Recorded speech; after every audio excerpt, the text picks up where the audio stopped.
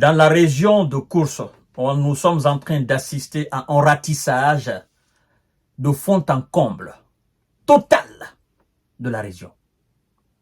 Oh, les stratèges militaires doivent enlever leur chapeau pour les Russes.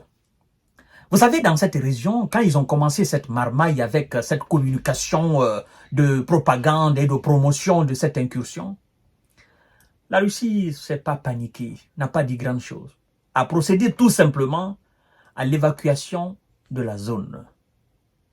Afin de faire quoi?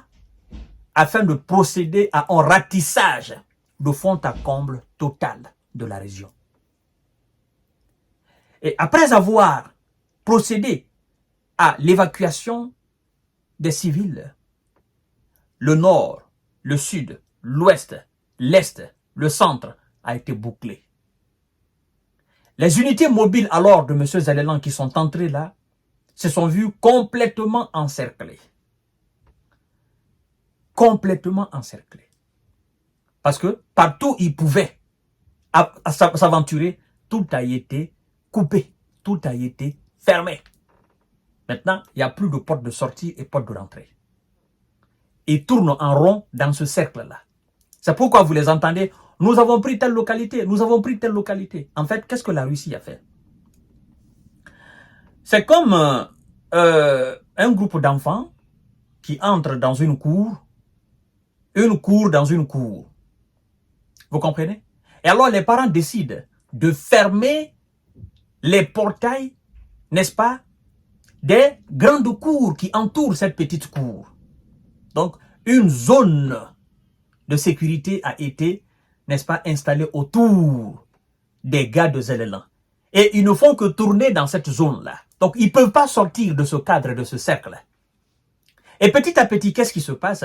Les gars de Vladimir Poutine avancent vers eux, petit à petit. On avance, on est en train de faire le ratissage de fond en comble. Tous ceux qui sont dans les habitations, tous ceux qui se cachent sous les bois, tous ceux qui se cachent sous les arbres, tous ceux qui se cachent au niveau des transports, tous ceux qui se cachent où qu'ils soient, on est en train, n'est-ce pas, de faire le ratissage. Et c'est dans ce travail de ratissage, mesdames et messieurs, dans cette région de Koursk, et très précisément dans le district de Dolgovka, mesdames et messieurs, on nous apprend que 19 des commandos de M. Zelensky, ce sont des unités mobiles, ne sachant plus quoi faire, ne sachant plus où aller, ben, ont été tout simplement arrêtés, capturés. Oui, mais c'est comme ça. Évidemment. Vous ne pouvez pas aller au nord, vous ne pouvez pas aller au sud, vous ne pouvez pas aller à l'est, encore moins à l'ouest. Vous tournez en rond. Et vous combattez des gens qui sont en quelque sorte invisibles. Ils connaissent mieux leur territoire que vous. Ils maîtrisent mieux la situation que vous. D'ailleurs, la preuve, dans votre propre pays, ils maîtrisent mieux, ils connaissent mieux les coins et recoins de votre propre pays que vous. Maintenant, on vous dit que vous entrez chez eux. Eux, ils connaissent mieux chez eux que vous. Et vous n'avez pas les moyens. Vous n'avez pas la capacité d'avancer. Qu'est-ce qui se passe? Mais vous êtes arrêtés en a un. Mesdames et messieurs et mesdemoiselles, alors, c'est dans la région de Koursk, en Russie. C'est Ria Novosti, oui, qui a également publié ce qu'elle, naturellement, décrit comme une vidéo. Et c'est une vidéo réelle, mesdames et messieurs.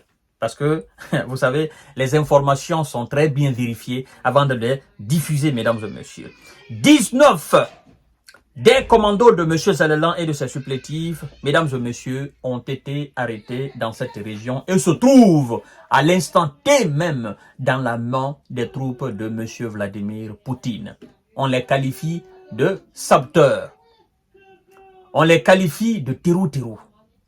Vous savez, depuis le début de cette opération à Koursk, en réalité, l'autorité russe a dit tout simplement que c'est une action de terreau. N'a pas qualifié ces gens comme si c'était des militaires. On dit c'est une action de terreau. Et donc, tous ceux qui sont arrêtés, ils sont arrêtés en tant que terreau. Et Si demain il y a jugement, ils seront jugés en tant que terreaux. Vous voyez, mesdames et messieurs, ils ne seront pas jugés en tant que des militaires qui ont essayé d'envahir le territoire russe, mais en tant que terreaux qui sont entrés en Russie et qui ont commis des actes de terreau. Vous voyez? C'est pour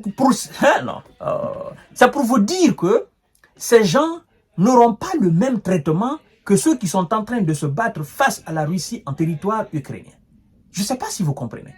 En fait, ces gars qui sont pris aujourd'hui, les 19 qui sont pris là, plus les autres qu'on est en train de prendre, ils seront jugés au même pied d'égalité que les terreaux qui ont attaqué, n'est-ce pas, cette grande salle de Crocus City.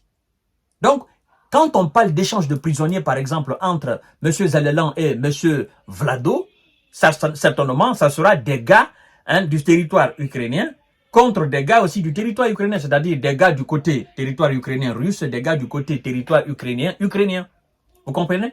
Mais il n'y aura pas d'échange entre, naturellement, des gars territoire ukrainien sur le sol russe et effectivement des gars russes qui sont de l'autre côté aussi.